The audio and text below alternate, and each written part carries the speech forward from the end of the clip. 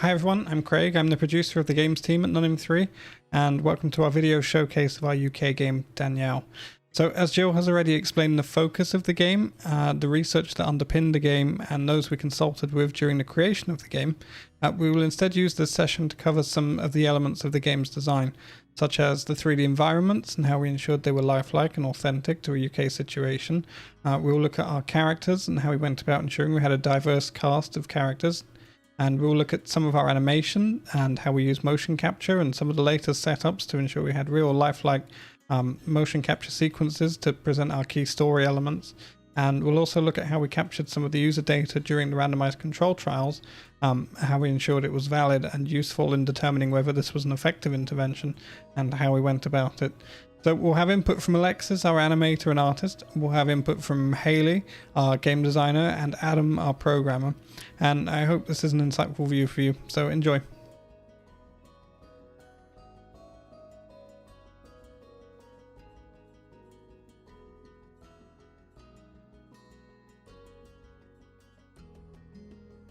To create the environments found within the game, we collected reference images and designed floor plans for the various settings featured in the game's story. The environments were then built part by part, following the floor plans, and when we were happy that the environments were suitable for gameplay, the environments were then decorated until they were considered complete.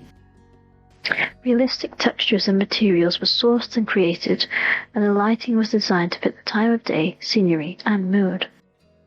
The characters within the UK game were designed to accurately represent people found within the UK college.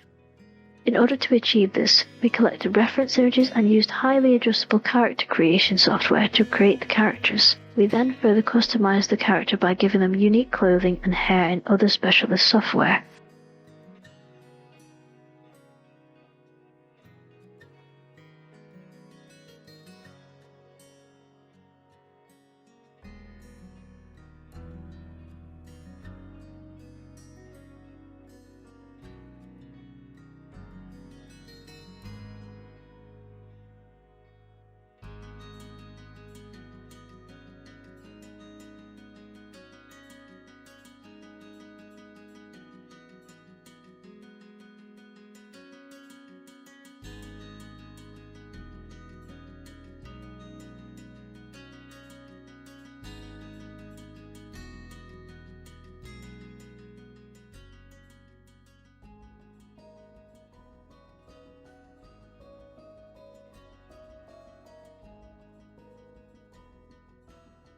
The Ni3 games team recruited real actors to provide both the body motions and the voice acting for the UK game.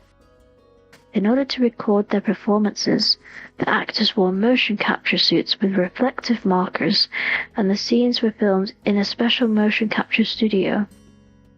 Infrared cameras were used to follow the movements of the reflective markers the actors were wearing as they moved around during filming.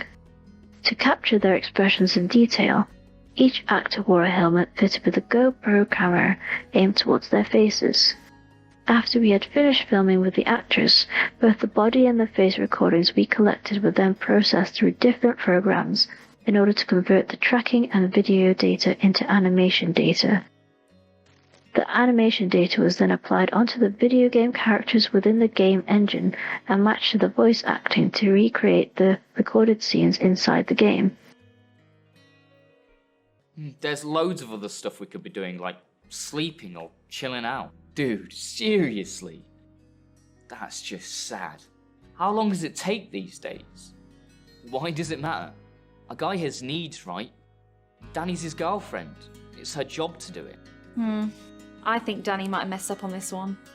No offense, but I would totally ditch the two of you for him. Hey, chill out, dude. Just banter, yeah? Oh, come on. Don't be so lame. We all want to see more.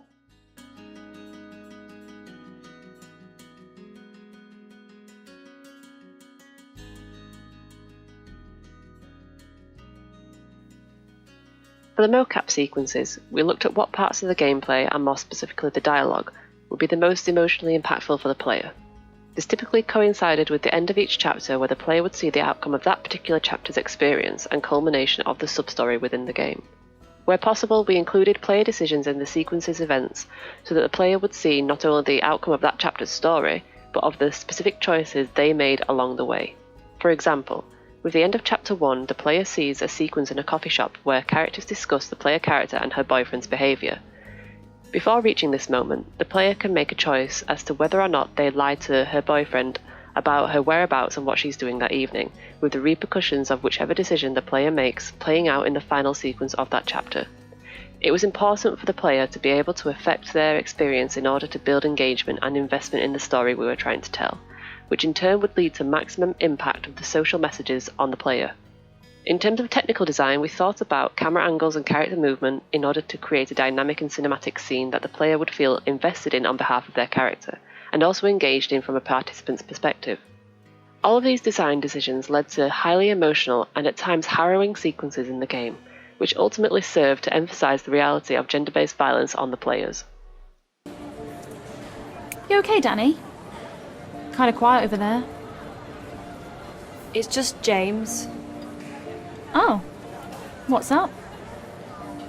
He's just annoyed I couldn't see him tonight. He's still going on about that. Maybe he feels like I'm not prioritising him enough? You're doing plenty. You don't have to cancel plans for him. I don't know, he obviously wants to see me more. Well, I think between this and what happened earlier, you should definitely be trying to make it up to him somehow. Or you're going to have no boyfriend soon. And why do you think she has to make it up to him? She's not done anything wrong. Wrong is such a strong word, but she definitely could have been a better girlfriend. Oh, no offense, Danny. Why doesn't he get that I'm spending time with you guys? Yeah, I don't remember James being like this when you first met him. It's like he's changed. He's not changed. It was just an argument, barely even that. How much have you argued recently? Just back off, Hannah. I don't need you going on about this. Oh, sounds like you touched a nerve. Look, we can't tell you what to do. Just think about it, yeah? There you are. Hope you're happy now. Trekked across town to come get you. Wait, what? James, how did you know we were here? Emily checked you all in on Socialise and put a bunch of pictures on there. Danielle, did you ask him to come? No, I didn't. It's sweet that he came here just to see Danny. I'm glad someone gets it at least. I'm just here for my girlfriend, Hannah. You've had plenty of time with her today. Now it's time for her to go. I'm not ready to go yet. Besides, we've just been here drinking coffee. What's the rush? So it was just the three of you?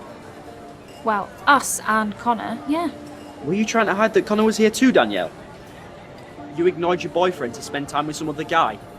How messed up is that? What? Are you sleeping with him or something? Why do you care more about him than me, Danielle? I'm not interested in Connor like that at all. Never have been. Right. Whatever you say. Don't you think you're overreacting? Let's just sort this out. You're the one who's being crazy, choosing another guy over your boyfriend. Let's go, Danielle. Now. I don't want to go yet. I said now. James, oh my god. God, you're always the victim. Seriously, James, stop it now. Come on, Danielle. You're lucky I even care enough to come down here at all. Most guys would dump you for the crap you've pulled today.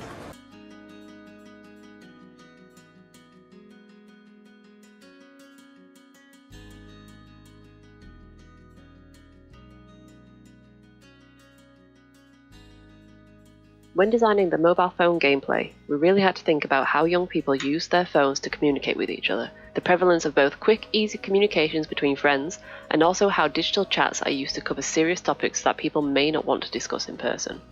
There's a level of anonymity with using a mobile, even with people you know, because it creates a degree of separation between the conversants which allows people to talk in ways they might not otherwise.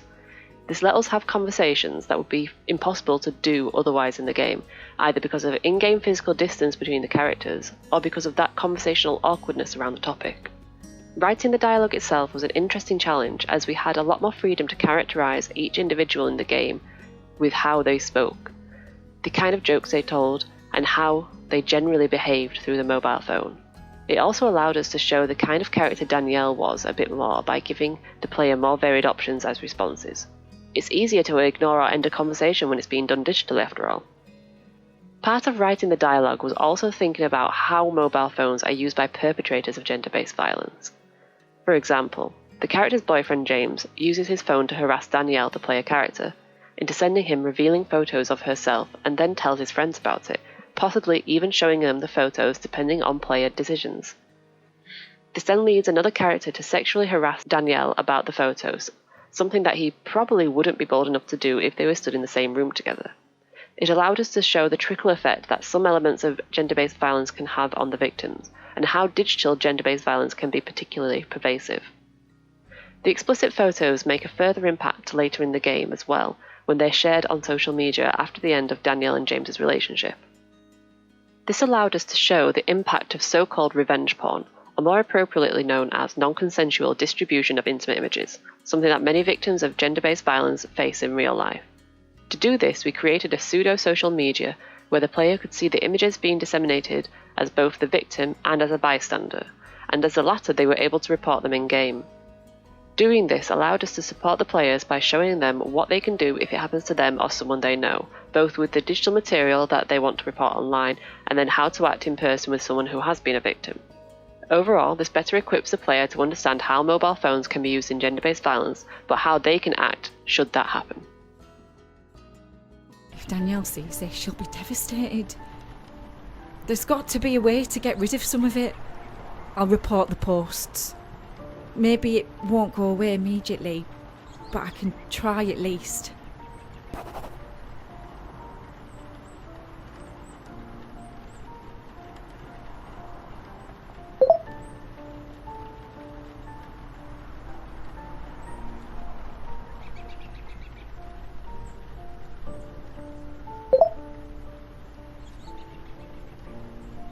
Alright, I've done all I can with the posts for now. I'll send Danny a message and warn her about what she might face tomorrow. I don't want to imagine what it'll be like when she wakes up. Oh, people are sending the nudes through Messenger too.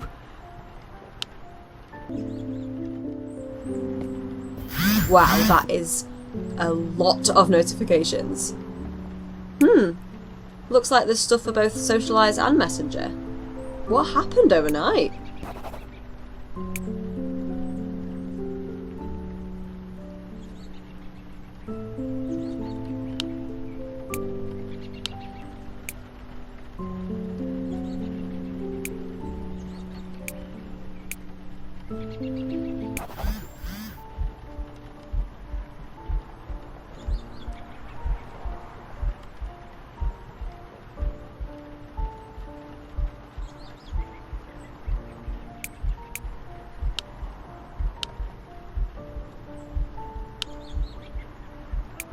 Oh no.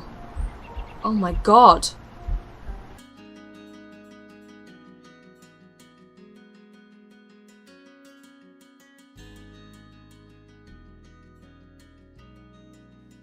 I looked for campaign material from charities that focused on topics that would be present in the game. I tried to find a wide variety of materials from multiple organisations in the hopes that every player would find something in there that resonated with them.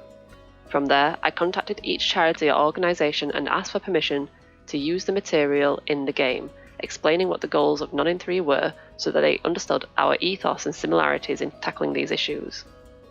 When permission was granted, they were put into a pool of usable photos and posters to be placed in-game, some of which were also used specifically for direct gameplay intervention.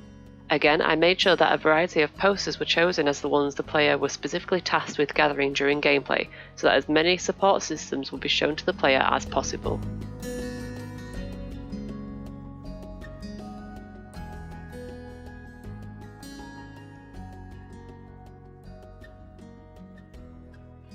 Data gathering and validation was one of the more complicated challenges that we faced on this project. We knew that there was plenty of data that we needed to record about the player, but we also needed to protect their anonymity throughout. Previously, the centre had run a project called Jessie where plenty of data had been gathered, but there was some issues when it came to having to merge data, analyse data and remove data because it was we weren't certain if that player was the same player on any given day. So I worked alongside the Work Package 4 team as well as Professor Song Wu to come up with an idea of how to solve these problems. The idea that we came up with was the idea to use USBs. It helped us solve two problems. The first part was that we were going to have to request IT teams in schools to allow us to read and write from the C drive, which is not always the easiest thing to do. So if we had it write and read straight from the USB itself, it meant that we could remove that whole part from it, as well as allowing us to avoid some data merging and reducing validation, because on the day we would assign a specific student with an ID and we would give them the USB that corresponded to that ID, and that would be the same USB that they use throughout the rest of the week. So we could say with a reasonable degree of certainty that all the data on that USB should have been from the same user. But a way that we protected ourselves from, in case that didn't happen, was we required them to use extra validation data when logging into the game. So these were things such as the player ID that was on the USB. They needed to enter that every single day so we could make sure it was the same person, as well as age and day of birth. These things are personal enough to the user, and there's enough filters there that we can say that it is the same person without compromising their identity. All of this data was then stored on the USB, which made it really easy for us to recall those USBs in a whole package, and then we could analyze them and ensure all of those things were aligned correctly and it was the right people, and then we could remove any outliers if there were any. Once the player had logged in, we had various in-game data gathering systems, which were things such as recording all their actions. So this might be things like which dialogue choices did they make, which objectives did they complete, which tasks did they complete, and what levels were they in. All of this was marked against the fact that we were constantly recording the time and date for any given action. So this is the same for if they were logging in, we would record the time and date as well as what dialogue choices they made. Having the two parts of this is useful for three different reasons. It allows us to check for things like engagement. If the player's clicking through all the dialogue options, we can clearly tell they're not engaged, and we can check that by which dialogue choices did they make and how long did it take them to make it. It would also allow us to validate the trials themselves by making sure that they were taking place on the correct times and days to remove any outliers. And it would also give us a solid understanding for future projects as well, because we were able to look at certain gameplay or design elements that we were implementing and seeing how long things were taking. How long was it taking someone to complete a specific objective? Did it take them an abnormally long amount of time? And was that happening to a lot of players? Because if it were, then we know that we can avoid those things in the future. Finally, we had the end of chapter surveys. We worked across all the different work packages to develop a concise yet detailed set of questions that we could ask the player. These were then recorded at the end of every chapter. The player would fill out a short survey and press submit. All of those answers were then recorded, so that allowed us to track things like attitudinal changes across the project, as well as get more information on the game design thing, because we could see that were the players engaging with certain characters, were they engaging with the story, and how did they feel about the authenticity of the environments.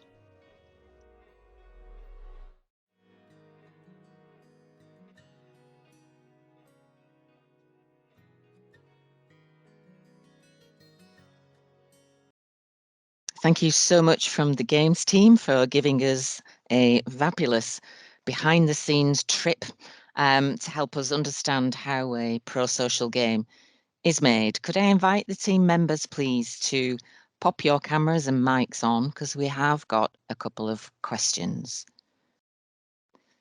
Thank you. Welcome. So nice to see you. So the first question is from Jack, and I'm not sure who feels or wants to answer it, but the question was, what's the biggest challenge optimizing this for all computers? Adam, do you want to take that one? Yeah, I can take that. I think for me, the biggest challenge was making sure that the game looked good, felt authentic, and that the motion capture stuff translated across properly. Especially onto lower end machines, because seeing as these were going to be trialed in schools, We knew that, hardware varies from school to school, but generally it's not necessarily the highest spec. So we've got all this really high quality data and visuals that we want to show off, but that might not translate across in the best possible way. So that was probably one of the biggest technical challenges that we faced, but I think the end result turned out quite good. Thanks, Adam. Secondly is, what do you think was different about making the pro-social game compared with just sort of the normal regular game? Hayley, do you want to take that? Yeah, sure. So I think first and foremost, it's the fact that the pro-social games are research focused. We have an end goal in mind, but we also have all the research to back it up. So it's not a case of just go off and make a game that we think is right. It has to match the research coming in. It has to match the lived experiences. It has to be authentic. And while that is usually important in commercial games to some degree, it's the raison d'etre, it's the core of what we're doing here. So I'd say that is probably the biggest change. Absolutely, yeah. And we needed to have very regular meetings, didn't we, as a team, just to ensure that the voice of women were captured, but also some really fabulous discussions with stakeholders. I remember one that we had where those that work with perpetrators came in and talked about the inner voices of perpetrators and how they would respond to things. And that was really insightful for us, wasn't it? It really was. It has an impact on the game development that we wouldn't have had otherwise, and it gives us just more of an insight into what we're doing and why we're doing it, and how best to make characters that represent the lived experiences, both for perpetrators and for victims, because it needs to be appropriate on all sides. And we also don't want to demonize anyone, so it's a case of how do we get the human elements into all the characters, even the characters that you won't agree with or particularly like. Yeah, that was crucial for James, wasn't it, who has abusive behaviours. And that was the important difference, wasn't it, not to have him as some sort of devil, if you like, knowing, as you do, Hayley and the team, that therefore people would just not align themselves with him or to be like him. So he was multi-layered and in 4D, just as all the others were, which was really important for us to replicate, wasn't it? He's a brother, he's a son, a student, a good friend. So hopefully that comes across well. Thank you for that. And latterly, we've just got time for one more. What was it like to work with the actors? We've just seen the mocap suits, etc., and we always call them real life actors, don't we? What was that experience like? So Alexis, you really enjoyed working with motion capture, didn't you? So I'm gonna point this over to you. It was quite exciting. It felt like we were making a film. There were some challenges that we faced, but we managed to overcome them through different software. But yeah, it was a brilliant experience. And if possible, yeah, I would be interested in doing it again, but I'm not sure if the rest of the team agree with me.